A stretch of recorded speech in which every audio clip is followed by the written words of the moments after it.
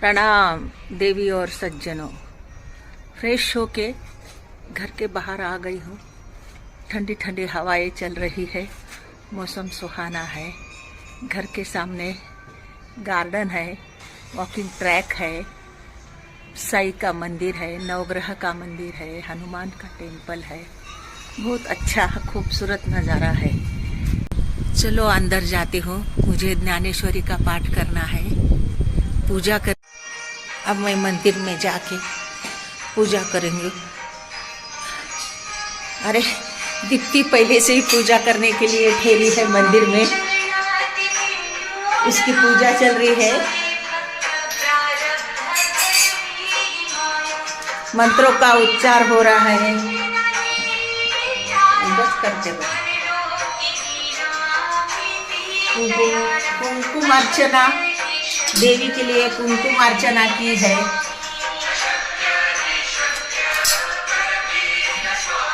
अब वो पूजा करी है तो मैं ज्ञानेश्वरी का पाठ करूंगी। तांबुजवासिनी विलासिनी चंडाशु तेजस्विनी रक्ता रुधिराम्रा हरिसखिया मनोलादिन या रत्नाकर मंथन प्रकटित विष्णुच्चया गेहिनी सामा पातो भगवती लक्ष्मीश्च श्री पद्मावती। ये मेरा मंदिर है, घर में का मंदिर है। यहाँ रोज पूजा पाठ धूप आरती सब होती है। ये जगदम्बा की मूर्ति है, उसको भी हमने तिलक किया है। मैं आज आपको देवी माँ तुलजा भवानी आई अंबाबाई को तिलक, मराठी में जिसे मड़वट कहते हैं, वो क्यों भरा जाता है और उसकी पीछे की क्या श्रद्धा है, ये आज मैं आपको। नमस्कार देवी और सज्जनों। आप मुझे बिस्तर पर देख के ताज्जुब हुए होंगे कि ऐसा क्यों, मगर मेरा छोटा सा एक्सीडेंट होने से मेरी रीढ़ की हड्डी फ्लैट हो गई है, इसलिए मुझे बिस्तर पर ही बेड रेस्ट करने को कहा है, क्योंकि मैं ज़्यादा हिल डुल नहीं सकती। इसलिए मैंने सोचा है कि मैं तो अभी खड़ी रह के कुछ भी कर नहीं सकती हूँ। इसलिए मैं पौराणिक और ऐतिहासिक स्टोरी जो ज़्यादा सुनने में नहीं है वो आपको बताना चाहती हूँ। आज मैं आपको तुलजा भवानी माता के मस्तक पर तिलक क्यों लगाया जाता है, उसके पीछे क्या श्रद्धा और भावना है, ये आपको बताने जा रही हूँ। हिंदू धर्म में देवी देवताओं को पूजा करने की बहुत निराली विधियाँ है, मगर उसमें देवी के या देवताओं के मस्तक पर तिलक करने की भी एक विधि है, जिससे मन को प्रसन्नता मिलती है, ईश्वरी तत्व को जागृत किया जाता है।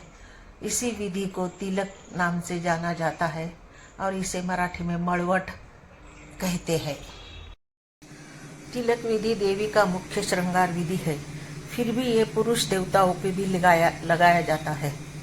तिलक पराक्रम और विजय का प्रतीक है। अपने इष्ट देव को, इसीलिए भक्तगण अपने इष्ट देव को तिलक सेवा अर्पण करते हैं। जैसे कि भगवान के संपूर्ण मस्तिष्क पर तिलक लगाया जाता है और उसके ऊपर शुभ चिन्ह अंकित किया जाता है, जैसे कि स्वास्तिक, ओम और त्रिशूल अंकित किए जाते हैं। देवी के भक्त, जिसे मराठी में पोतराज कहते हैं, वो खुद को अपने शरीर पर कोड़े से मार लेते हैं। वो भी तिलक, मस्तक पर तिलक धारण करते हैं और देवी के प्रति अपनी श्रद्धा भक्ति दिखाते हैं। घर में तीज त्योहार, शुभ अवसर और शादी के रस्मों में सुहागिनें अपने मस्तक पर तिलक धारण करके मस्तक को सुशोभित करती। नवरात्र में माता को तिलक अर्पण करने की परंपरा है। ऐसा माना जाता है कि माता को तिलक अर्पण करने से घर में सुख, शांति, समृद्धि और वातावरण आनंदमय रहता है। घर में किसी को भी नज़र की बाधा नहीं होती है और ये बुरी बला को दूर रखती है। इस तरह से माता को तिलक अर्पण करके आप भी उसके असीम कृपा के पात्र बन सकते हैं। अब हम विज्ञान के दृष्टि से तिलक का महत्व समझेंगे। हमारा मस्तिष्क शरीर का एक महत्वपूर्ण अंग है। ये अत्यंत कोमल और नाजुक है। अध्यात्म प्राप्ति के लिए ये शरीर और मन को जागृत करने वाला एक प्रमुख स्थान है। इसीलिए मस्तक का तापमान संतुलित रखने के लिए इस पर तिलक धारण किया जाता है। ये तिलक हल्दी, कुमकुम, चंदन और चावल के आटे से बनता है। इसीलिए तिलक भरने की प्रथा हुई होंगी ऐसी धारणा है। इसमें हल्दी रहने से हमारे मस्तिष्क को जंतु से सुरक्षित रखती है और हमारे शरीर के अंदर नसों में जो रुकावट है उसको दूर करके रक्त का संचार सुचारू रूप से करती है। चंदन की शीतलता हमारे त्वचा के अंदर जाकर हमारे शरीर और मस्तक को शीतलता प्रदान करती है। कुमकुम से सात्विकता आती है।